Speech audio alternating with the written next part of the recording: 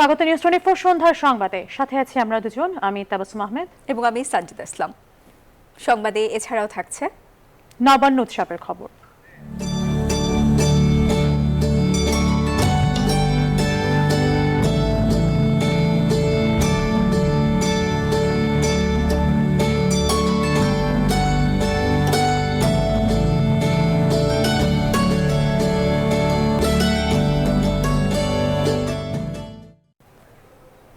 এবারে জানাবো পুরো সংবাদ। খালেদা জিয়ার শরীরে ক্যান্সারের আশঙ্কা তৈরি হয়েছে জানিয়ে 401 ধারায় তাকে দ্রুত বিদেশে পাঠানোর অনুমতি দিতে সরকারের কাছে দাবি জানিয়েছেন বিএনপির সংসদ সদস্যরা। জবাবে আইনমন্ত্রী জানান, আপাতত এমন সুবিধা নেই। ফের জেলে গিয়ে বিদেশ যাওয়ার অনুমতি চাইলে বিবেচনার সুযোগ তৈরি হবে। জাতীয় সংসদে দুই দলের নেতাদের এমন বাদানুবাদে উত্তপ্ত হয়ে ওঠে মঙ্গলবারের সংসদ অধিবেশন। আরেফিন শাকিল জানাচ্ছেন বিস্তারিত।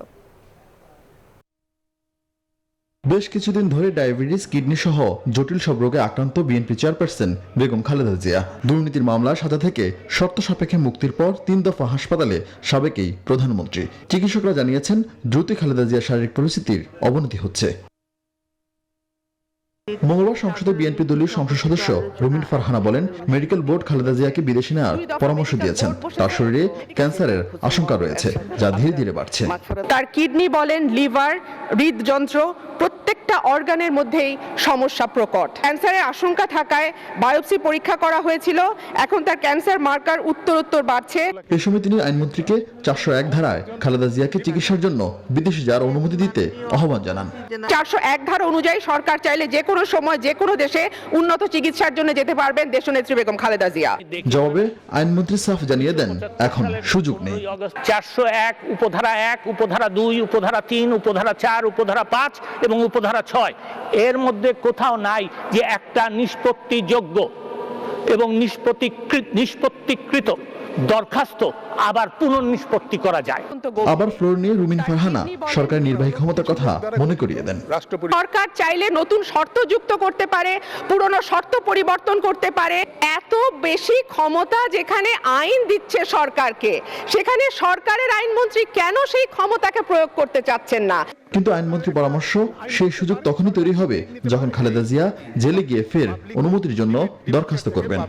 মিসেস খালেদা জিয়া যদি আবারও জেলখানায় গিয়ে আবারও অ্যাপ্লাই করেন, তখন আমরা বিবেচনা করব। কিন্তু যেই অবস্থায় আছেন সেই অবস্থায় এই 401 ধারায় কোনো পদক্ষেপ নতুন করে বিবেচনার কোনো সুযোগ নাই। এ সময় আইনমন্ত্রী বিএনপি সরকার আমলে আওয়ামী লীগ নেতাদের জেল জীবন, চিকিৎসা ও 21 আগস্ট গ্রেনেড হামলার কথা তুলে ধরেন। আমি অত্যন্ত দুঃখিত, আমাকে মাননীয় স্পিকার আরেফিন শাকিল, নিউজ 24, ঢাকা। ক্ষমা চেয়ে নিলাম। নাম অসুস্থ খালেদা জিয়াকে অবিলম্বে বিদেশে উন্নত চিকিৎসার সুযোগ দেওয়ার দাবি জানিয়েছেন বিএনপি মহাসচিব মির্জা ফখরুল ইসলাম আলমগীর। মঙ্গলবার সকালে রাজধানীতে এক দোয়া মাহফিলে বিএনপি মহাসচিব সরকারের প্রতি এই দাবি জানান। একই সঙ্গে হুঁশিয়ারি উচ্চারণ করে ফখরুল বলেন, খালেদা জিয়ার কিছু হলে দায়-দায়িত্ব সরকারকেই নিতে হবে।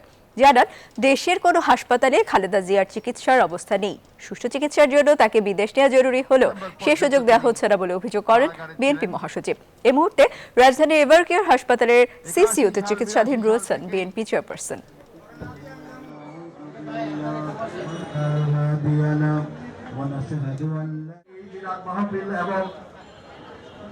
আমরা আহ্বান জানাচ্ছি সরকারের কাছে যে অবিলম্বে তাকে বাইরে চিকিৎসা করতে দেওয়ার সুযোগ দেওয়া হোক। কারণ এই নেত্রী গণতন্ত্রের নেত্রী, এবং তার যদি কিছু হয়ে যায় তো সমস্ত দায় দায়িত্ব কিন্তু এই সরকারকেই বহন করতে হবে। বিশ্ব জলবায়ু শীর্ষ সম্মেলনে অংশগ্রহণ ও ফ্রান্স সফর নিয়ে সংবাদ সম্মেলন করবেন প্রধানমন্ত্রী শেখ হাসিনা। বুধবার বিকেল 4টায় গণভবনে এই সংবাদ সম্মেলন অনুষ্ঠিত হবে বলে প্রধানমন্ত্রীর কার্যালয় থেকে জানানো হয়েছে। প্রধানমন্ত্রী শেখ হাসিনা গ্লাসগো, লন্ডন ও প্যারিসে 2 সপ্তাহের সরকারি সফর শেষে রোববার দেশে ফিরেন। এর আগে 31 অক্টোবর 2 সপ্তাহের সফরে স্কটল্যান্ডের বন্দর নগরী গ্লাসগো পৌঁছান তিনি। গ্লাসগোয় প্রধানমন্ত্রী COP26 বিশ্ব নেতাদের শীর্ষ সম্মেলনে এবং অন্যান্য অনুষ্ঠানে যোগদান করেন।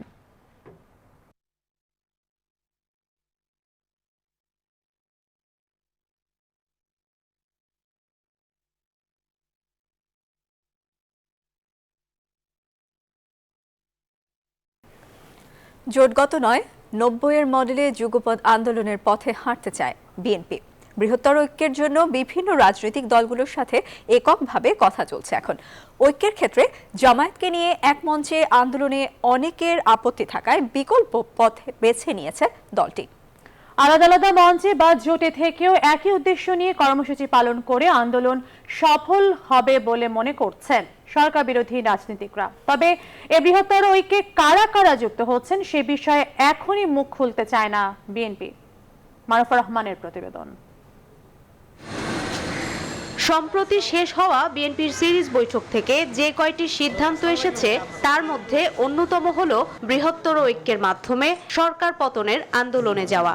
এরই মধ্যে বিভিন্ন অনুষ্ঠানে দলের মহাসচিব সহ সিনিয়র নেতারা তাদের বক্তব্যে এই আহ্বান জানাচ্ছেন। তবে এ পর্যন্ত কারা কারা বিএনপির আহ্বানে সাড়া দিয়েছে সে বিষয়ে বিএনপি নেতারা জানান 20 দলীয় জোট আর জাতীয় ঐক্য ছাড়াও অনেকের সাথেই তাদের আলাপ চলছে, সাড়াও পাচ্ছেন। তবে খুব দ্রুতই যুগপৎ কর্মসূচির দিকে এগোবেন তারা। এরপর ধীরে ধীরে আরো অনেকে সেই ঐক্যে যুক্ত হতে থাকবেন। রাজনৈতিক দলগুলি যেভাবে স্বাচ্ছন্দ্য বোধ করুক, বিএনপির সাথে যদি এক মঞ্চে না আসে না আসুক, কিন্তু প্রতিবাদের ভাষাটা, দাবির ভাষাটা যদি এক হয় আর অভিন্ন কর্মসূচি যার যার অবস্থান থেকে তার শক্তির সামর্থ্য দিয়ে দৃশ্যমান করলো রাজপথে। প্রগতিশীল অনেক দলই জামায়াতের সাথে এক মঞ্চে যেতে আপত্তি তোলায় জামায়াত সহ এক মঞ্চে কোনো কর্মসূচিতে যাবে না নতুন ঐক্য।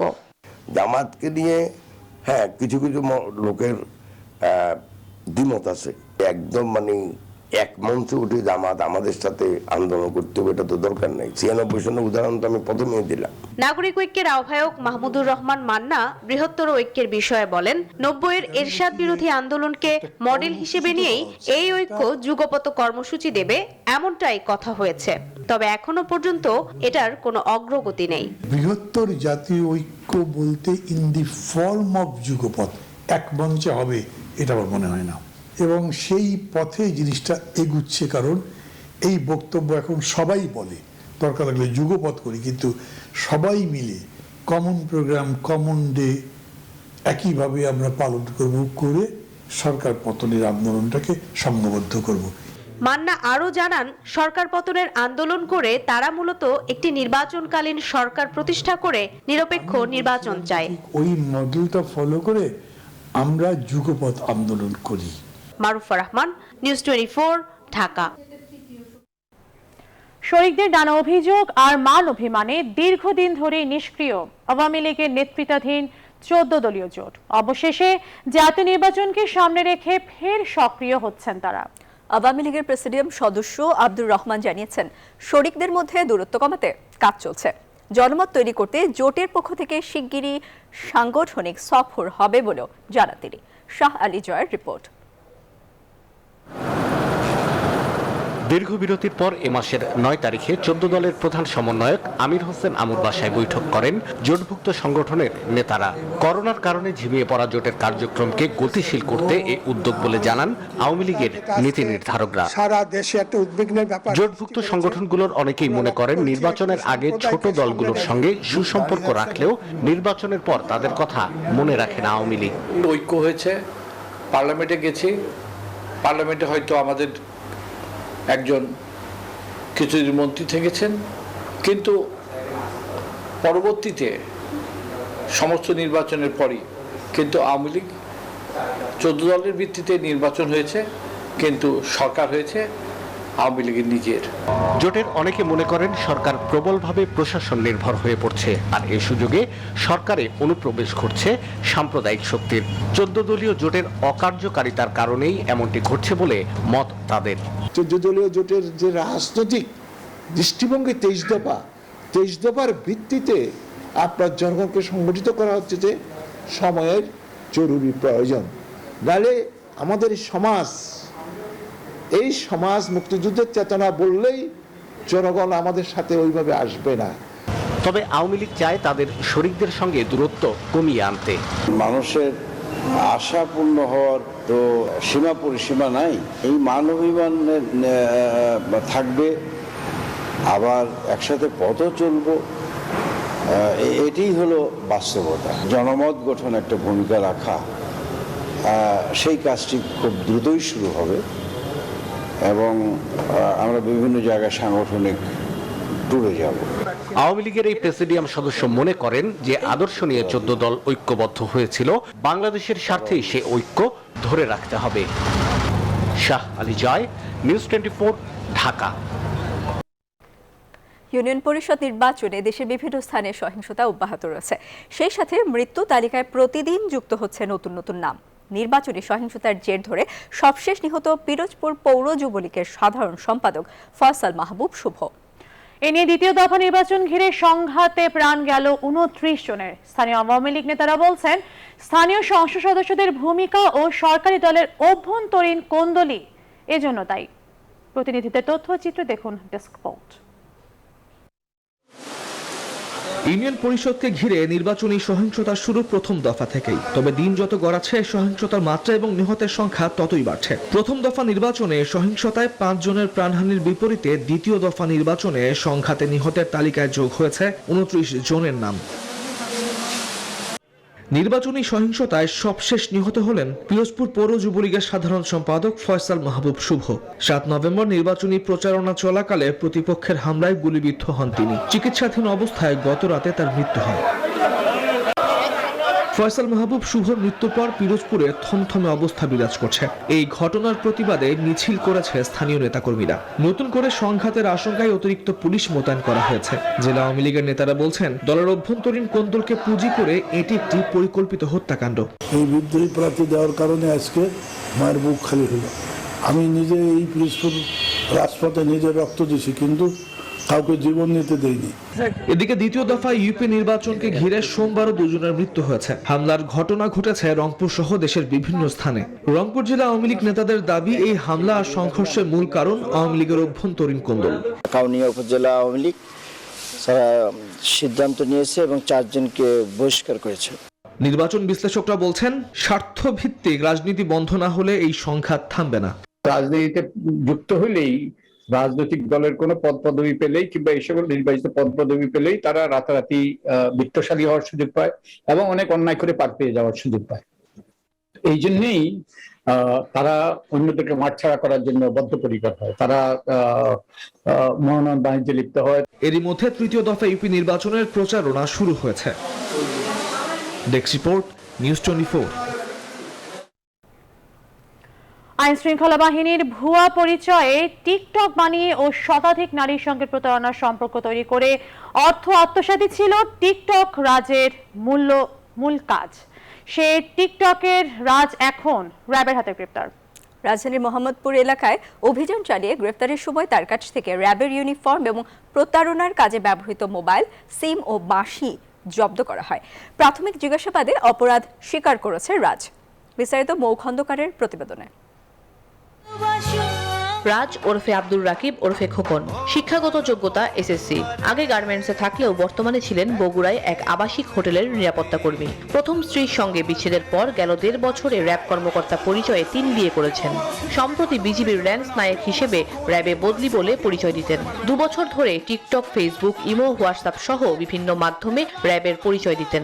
টিকটক রাজুর 20 লাখের বেশি ভিউ ও প্রায় 15 লাখ ফলোয়ার। নিম্নবিত্ত পরিবারের সন্তান হয়েও নিজেকে পরিচয় দিতেন উচ্চবিত্ত। এই পরিচয়ে বিভিন্ন আলিশান বাড়ির সামনে ও আইন শৃঙ্খলা বাহিনীর অফিসের সামনে যে ভিডিও তৈরি করতেন। সম্প্রতি ঢাকায় এসে আরো ভিডিও বানানোর পরিকল্পনা করে মেয়েদের সঙ্গে জড়াতেন অবৈধ সম্পর্কে। অনেক মেয়ে আছে যাদেরকে বিয়ে না করেও তাদের কাছ থেকে টাকা পয়সা নিছে এবং তাদের লাইফটাকে একেবারে শেষ করে ফেলছে। তার এভাবে বিয়ে করা, পর্যায়ক্রমে বিয়ে করা এবং মেয়েদের ফাঁদে ফেলা, মানে এগুলো প্রতারণা ছাড়া আর কিছু না। টিকটক রাজের ফাঁদে ছিলেন শতাধিক নারী। তবে বড় অঘটনের আগেই এই প্রতারককে গ্রেফতার করে র্যাব। মঙ্গলবার কারওয়ান বাজারে র্যাব মিডিয়া সেন্টারে সংবাদ সম্মেলনে তুলে ধরা হয় বিস্তারিত। তার মোবাইল বা তার যে গ্যাজেট আমরা পেয়েছি বা তার যে মেমোরি কার্ড পেয়েছি, এখানে শতাধিক বিভিন্ন মেয়ের সাথে তার ছবি এবং এডিট করা ছবি আমরা পেয়েছি। মেয়েদের বিভিন্ন প্রলোভনে প্রলুব্ধ করে প্রতারণার মাধ্যমে তাদের অলংকার ও অর্থ আত্মসাৎ করতেন রাজ। নারীদের সাথে তার অনৈতিক সম্পর্ক, নারীদেরকে ব্ল্যাকমেইল করা বা মেয়েদের সামনে নিজেকে জাহির করাটাই তার মূল উদ্দেশ্য হিসেবে আমরা পেয়েছি। প্রাথমিক জিজ্ঞাসাবাদে অপরাধ স্বীকার করেছেন টিকটক রাজ। পরিচয় দিয়ে এইসব। মৌ খন্দকার, নিউজ 24, ঢাকা। স্বাস্থ্য মন্ত্রণালয়ের স্বাস্থ্য শিক্ষা বিভাগের 17 নথি চুরির ঘটনায় 4 কর্মচারীকে সাময়িকভাবে বহিষ্কার করা হয়েছে। মঙ্গলবার স্বাস্থ্য শিক্ষা বিভাগের সচিব মোহাম্মদ নূর আলী এই তথ্য জানান। একই সাথে 4 কর্মচারীর বিরুদ্ধে বিভাগীয় ব্যবস্থাও চলমান। সচিব বলেন, নথি চুরির ঘটনায় গেল 28 অক্টোবর শাহবাগ থানায় সাধারণ ডায়েরি করে স্বাস্থ্য মন্ত্রণালয়। এই ঘটনা অনুসন্ধানে স্বাস্থ্য মন্ত্রণালয়ের অতিরিক্ত সচিব শাহ আলমকে প্রধান করে 4 সদস্যের কমিটি গঠন করা হয়। পরে স্বাস্থ্য শিক্ষা বিভাগের 4 কর্মচারীকে চিহ্নিত করে তদন্ত প্রতিবেদন জমা দেয় ওই কমিটি। উপসচিব নাদিয়া হায়দার শাহবাগ থানায় জিডিটি করেন। জিডির পরে সিআইডির ক্রাইম সিন ইউনিট ঘটনাস্থল পরিদর্শন করে।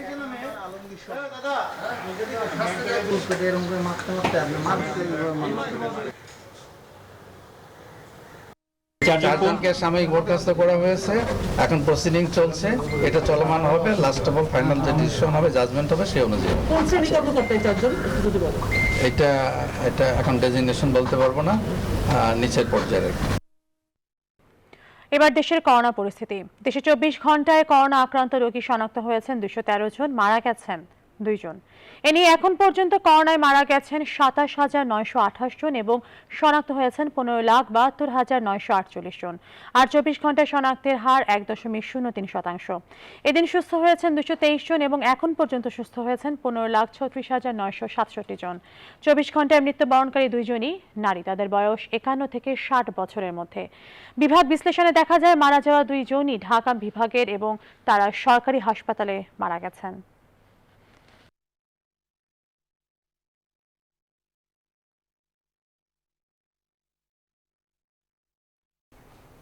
শুরু হলো রাজধানীর বস্তিতে করোনা টিকাদান কর্মসূচি। মঙ্গলবার সকালে এই কর্মসূচির অংশ হিসেবে করাইল বস্তিতে 25টি বুথে একসাথে টিকা দেওয়া শুরু হয়। প্রথম দিন 15,000 বস্তিবাসী টিকার আওতায় আসেন বলে জানান উত্তর সিটি কর্পোরেশনের প্রধান নির্বাহী কর্মকর্তা সেলিম রেজা। নাইমাল চিকোর প্রতিবেদন। রাজধানীর করাইল বস্তির এরশাদ মাঠের দৃশ্য এটি। শত শত মানুষের এই ভিড় অন্য কোনো কারণে নয়, এই ভিড় করোনা ভাইরাসের প্রতিষেধক টিকা নিতে আসা মানুষের। বস্তিতে টিকাদান কর্মসূচির প্রথম দিন করাইল বস্তির 8টি পয়েন্টে এভাবেই মানুষ ভিড় করেন। কোনো ভোগান্তি ছাড়াই সহজে টিকা নিতে পেরে খুশি এখানে আসা বস্তিবাসীরা। প্রযুক্তির ব্যবহার না করতে পারা মানুষরা খুব সহজেই টিকা নিতে পারছেন এ সমস্ত বুথ থেকে। কাছে আছে, এ কারণে সুবিধা পাইছি, কাছে আছে দিয়ে দিয়েছি আজকে। পরিবেশ ভালো, সবকিছু ভালো, আর টিকাটা দিয়ে আনন্দ পাইলাম যে আমরা টিকাটা দিতে পারলাম। উত্তর সিটি কর্পোরেশনের প্রধান নির্বাহী কর্মকর্তা সেলিম রেজা বলেন, বস্তিবাসীর জন্য 5 লাখ টিকা বরাদ্দ দেওয়া হয়েছে। আর প্রথম দিন 15,000 বস্তিবাসীকে টিকার আওতায় নিয়ে আসা হবে বলে জানান তিনি। কর্মজীবী যে সকল মানুষ আছেন, যারা আজকে বাইরে কাজে চলে গেছেন, যারা আজকে এখানে টিকা দেওয়ার সময় উপস্থিত নাই, তাদের জন্য আমরা শুক্রবার শনিবার টিকা দেওয়ার কর্মসূচি হাতে নিয়েছি। পর্যায়ক্রমে টিকাদানের এই কর্মসূচি রাজধানীর অন্যান্য বস্তিতে শুরু করা হবে। নাইম আলজিকো, নিউজ 24, ঢাকা। বাংলাদেশকে 15 লাখ অ্যাস্ট্রাজেনেকা টিকা উপহার দিল সৌদি আরব। মঙ্গলবার রাষ্ট্রীয় অতিথি ভবন পদ্মায় এক অনুষ্ঠানে এই টিকা উপহার দেওয়া হয়। রাষ্ট্রীয় অতিথি ভবন পদ্মায় টিকা উপহার দেওয়া উপলক্ষে এক অনুষ্ঠানের আয়োজন করা হয়। এ সময় বাংলাদেশে নিযুক্ত সৌদি আরবের রাষ্ট্রদূত ইসা ইউসুফ ইসা আলদু হাইলান স্বাস্থ্য ও পররাষ্ট্র মন্ত্রণালয়ের কাছে টিকা হস্তান্তর করেন। উপস্থিত ছিলেন পররাষ্ট্রমন্ত্রী ডক্টর এ কে আব্দুল মোমেন ও স্বাস্থ্যমন্ত্রী ডক্টর জাহিদ মালিক। পরে পররাষ্ট্রমন্ত্রী ও স্বাস্থ্যমন্ত্রী জানান, গুরুত্বের ভিত্তিতে বাংলাদেশ শিগগির বুস্টার ডোজও দেওয়া শুরু করবে। সৌদি রাষ্ট্রদূত বলেন, প্রতিদিন বাংলাদেশি কর্মীদের সৌদি পাঠাতে 4,000-এর উপর ভিসা ইস্যু করছে। ঝুঁকিপূর্ণ পপুলেশন যেটা আছে, জনসংখ্যা, ভালনারেবল পপুলেশন, তাদেরকে প্রায় আমরা ভ্যাকসিনেট করে ফেলেছি। কারণ আমরা প্রায় 5.5 কোটি লোককে আমরা ভ্যাকসিন দিয়ে ফেলেছি এবং যার মধ্যে আমাদের ভালনারেবল পপুলেশন, ঝুঁকিপূর্ণ পপুলেশন রয়েছে, বেশিরভাগই তারাই, যার ফলে মৃত্যুর হার অনেক কমেছে, এখন 3-4-এ আছে প্রত্যেক দিন। আমরা আশা করি অল্প দিনে সেটা আমরা আশা করি শূন্যতে আমরা নিয়ে আসতে পারবো। শিক্ষামন্ত্রী ডাক্তার দীপু মনি বলেছেন, 8 মাস দেরিতে শুরু হওয়া এসএসসি ও সমমানের পরীক্ষায় যে সময় দেরি হয়েছে, আগামী বছর তা সমন্বয় করা হবে। এতে দুশ্চিন্তার কোনো কারণ নেই। মঙ্গলবার চাঁদপুর হাসান আলী উচ্চ বিদ্যালয় পরীক্ষা কেন্দ্র পরিদর্শন শেষে সাংবাদিকদের প্রশ্নের জবাবে তিনি এসব কথা বলেন আগামী বছরের পরীক্ষাগুলো যথাসময়ে নেওয়ার কোনো সুযোগ নেই, তবে এবছরের মতো এত দেরি হবে না।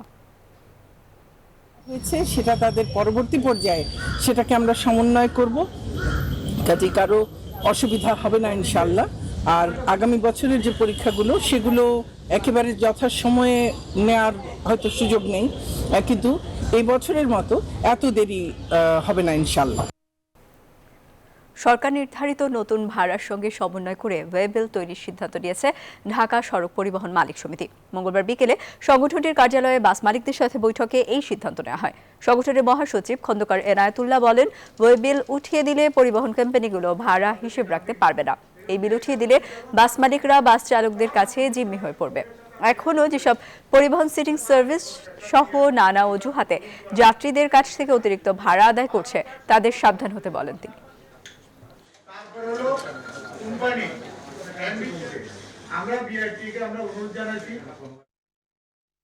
এর আগে রাজধানীতে গণপরিবহনের সিটিং সার্ভিস ও ওয়েবিল বাতিলের দাবিতে মিরপুর এলাকায় কর্মবিরতি পালন করেন পরিবহন শ্রমিকরা। মঙ্গলবার দুপুরের পর থেকেই মিরপুর থেকে বিভিন্ন রুটে চলাচল করা গণপরিবহন বন্ধ হয়ে যায়, ফলে চরম দুর্ভোগে পড়েন হাজারো মানুষ।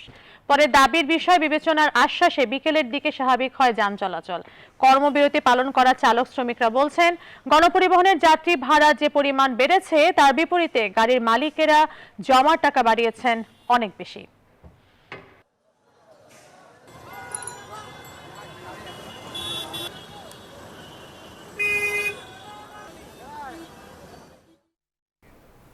আগামী বছরের ডিসেম্বরে 10 থেকে 12টি ট্রেন দিয়ে দেশে প্রথমবারের মতো যাত্রা শুরু করবে মেট্রো রেল।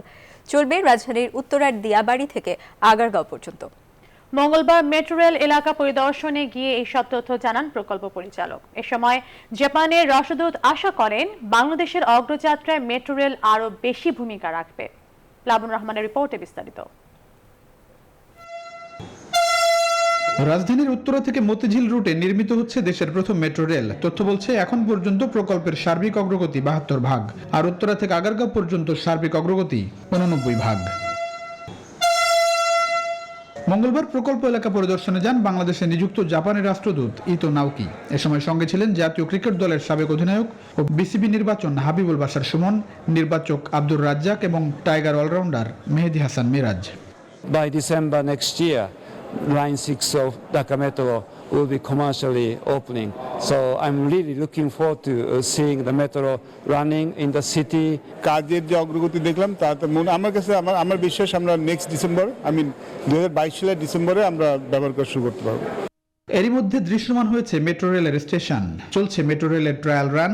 বর্তমানে 7টি ট্রেন ট্রায়ালে রয়েছে বলে জানা গেছে।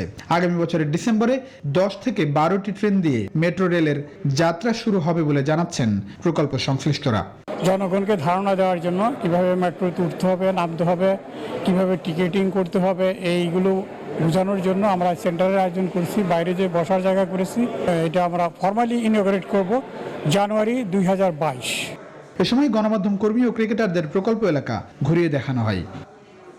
প্লাবন রহমান, নিউজ 24, ঢাকা।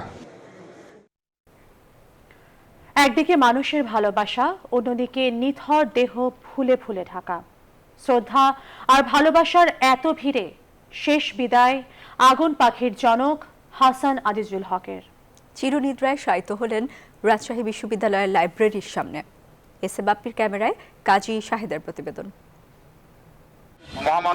অবিভক্ত বাংলায় জন্ম নেয়া হাসান আজিজুল হকের লেখায় বারবার উঠে এসেছে দেশভাগের ক্ষত।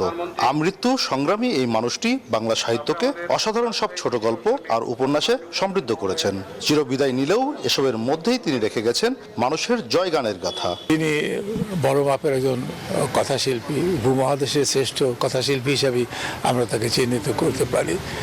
তার সাহিত্যের মধ্যে মানুষ, আমাদের মানুষ, এখানকার প্রকৃতি, সেগুলো তিনি তুলে ধরেছেন। বিভিন্ন আন্দোলন সংগ্রামে মানুষকে যুক্ত করার জন্য যে অনুপ্রেরণা, সেই অনুপ্রেরণা ছিলেন হাসান আজিজুল হক।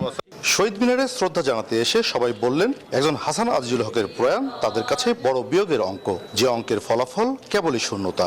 শেষের দিকে শারীরিক কারণেই হয়তো লেখার দিকে খুব একটা তিনি মনোযোগ দিতে পারেননি, বড় লেখার দিকে বিশেষ করে।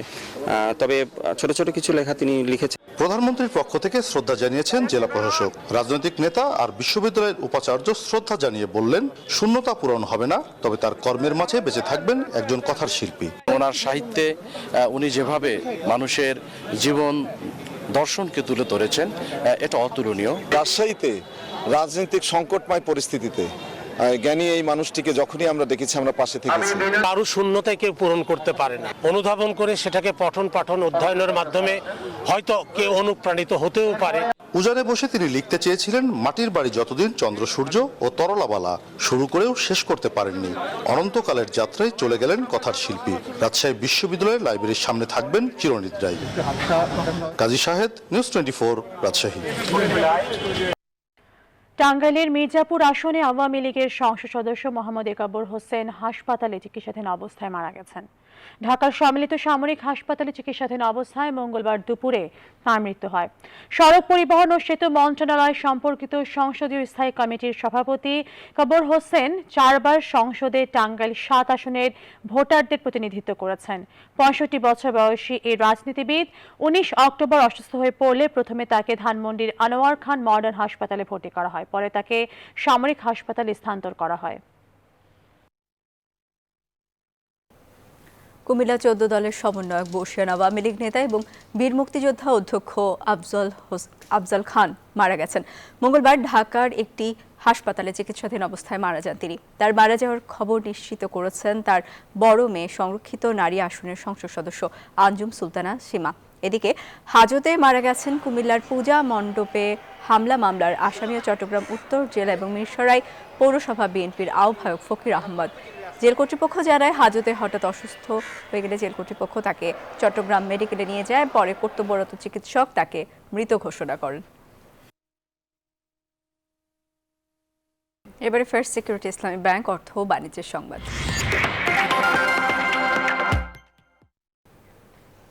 দেশের শীর্ষস্থানীয় শিল্প প্রতিষ্ঠান আরএফএল গ্রুপের প্রথম পণ্য হিসেবে আরএফএল টিউবওয়েলের 40 বছর পূর্তি হয়েছে। এ উপলক্ষে দেশের বিভিন্ন অঞ্চলের 40টি গ্রামে বিশুদ্ধ পানির ব্যবস্থা করার অঙ্গীকার করেছে প্রতিষ্ঠানটি। মঙ্গলবার রাজধানীর বাড্ডার হোটেলে 40 বছর পূর্তি উপলক্ষে আয়োজিত অনুষ্ঠানে এই ঘোষণা দেন আরএফএল গ্রুপের ব্যবস্থাপনা পরিচালক আর.এন. পাল। আরও উপস্থিত ছিলেন আরএফএল-এর head of marketing Mohammad Shariful Islam, brand manager Bijoy Islam সহ প্রতিষ্ঠানের ঊর্ধ্বতন কর্মকর্তা ও কর্মচারীরা।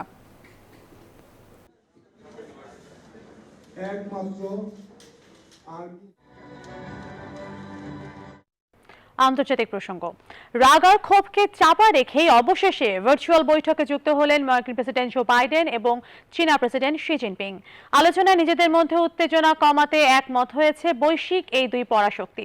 শুরু হওয়া বৈঠকে উঠে আসে মানবাধিকার আর নিরাপত্তা ইস্যু। বিশ্লেষকরা আশা করছেন আলোচনার মাধ্যমে শীর্ষ দুই অর্থনীতির দেশের বিরোধ খানিকটা হলেও কমতে শুরু করবে।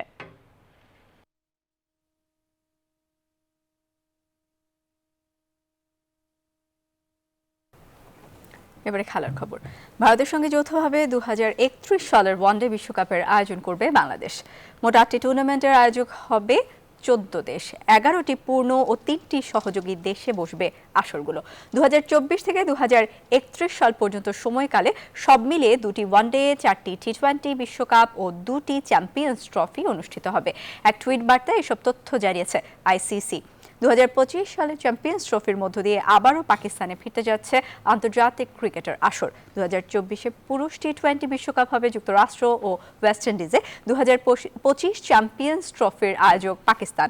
এছাড়া 2026-এ টি20 বিশ্ব আসরের যৌথ আয়োজক শ্রীলঙ্কা ও ভারত। 2029-এ চ্যাম্পিয়ন্স ট্রফির স্বাগতিক দেশ ভারত। পাকিস্তানের বিপক্ষে 3 ম্যাচে টি20 সিরিজের জন্য মাহমুদুল্লাহ রিয়াদকে অধিনায়ক করে 16 সদস্যের দল ঘোষণা করেছে বাংলাদেশ ক্রিকেট বোর্ড। চোটের কারণে দলে নেই সাকিব আল হাসান। বিশ্বকাপে হতাশাজনক পারফর্ম করে জায়গা হারিয়েছেন সৌম্য, লিটন ও মুশফিক। আর প্রথমবারের মতো ডাক পেয়েছেন অনূর্ধ্ব-19 বিশ্বকাপ জয়ী অধিনায়ক আকবর আলী। বিকেলে মিরপুর হোম অফ ক্রিকেটে দল ঘোষণা করেন প্রধান নির্বাচক মিনহাজুল আবেদিন নান্নু।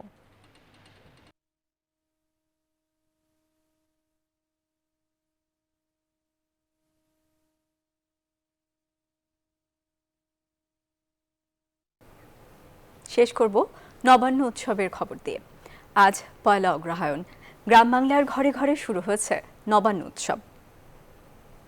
কৃষকের ঘরে উঠবে নতুন ফসল। ঐতিহ্যবাহী নবান্ন উৎসবকে ঘিরে ভোর থেকে রাজধানীর শিল্পকলা একাডেমির নন্দন মঞ্চ চত্বর মেতে উঠে সঙ্গীত, নৃত্য, আবৃত্তির ছন্দ, তাল আর সুরের মূর্ছনায়। সুকন্যা আমির জানাচ্ছেন বিস্তারিত। গ্রাম বাংলার মাঠ জুড়ে এখন হলুদ সবুজে একাকার। সোনালী ধানের প্রাচুর্যে নয়াভিরাম প্রকৃতি, আমন ধানের মৌ মৌ গন্ধে ভরে উঠবে কৃষকের বাড়ির উঠোন। নব অন্নকে স্বাগত জানাতেই নবান্ন উৎসবের এই আয়োজন। নাগরিক জীবনে নতুন ফসল কাটার দৃশ্য নেই, তবে রাজধানীর শিল্পকলার নন্দন মঞ্চ প্রাঙ্গণ যেন ভোর থেকেই সেজে ওঠে চিরচেনা এক টুকরো ক্ষুদ্র গ্রামের সংস্করণে। এই ঋতুগুলোকে আহ্বান জানিয়ে আমরা সবাইকে জানান দিই যে সেই ঋতুটি এসেছে। নবান্নের অর্থ অনেকে বুঝুক বা না বুঝুক, কিন্তু একটা সম্মেলন ঘটছে, এটা কিন্তু বিরাট ব্যাপার। মুড়ি, মুড়কি, মোয়া আর হরেক রকমের পিঠাপুলির পসরা, সাথে বাঁশি আর বেহালার সুরে রাগ সঙ্গীতে আবহন করা হয় নগরবাসীর নবান্ন উৎসব। নাচ, গান, কথন আর কবিতা আবৃত্তির মধ্য দিয়ে অগ্রহায়ণকে বরণ করে সংস্কৃতি শিল্পীরা। আমাদের যে ধারাবাহিক পূর্বপুরুষদের যে শ্রম, মেধা, এটার মধ্যে তাদের যে উৎকর্ষতা, সেটি একভাবে আস্তে আস্তে আস্তে আস্তে সামনে নিয়ে চলা। ঢাকের তালে উৎসবের উদ্বোধন করেন সংস্কৃতি প্রতিমন্ত্রী KM খালিদ। নতুন প্রজন্মের কাছে দেশীয় সংস্কৃতির বার্তা পৌঁছে দিতে প্রতিবারের মতো এবারও উৎসবের আয়োজন করেছে জাতীয় নবান্ন উৎসব উদযাপন পর্ষদ। সুকন্যা আমির, নিউজ 24, ঢাকা। এই ছিল সন্ধ্যা সংবাদের আয়োজনে। আরো খবর ও বিশ্লেষণ জানতে ভিজিট করুন news24bd.tv। ধন্যবাদ।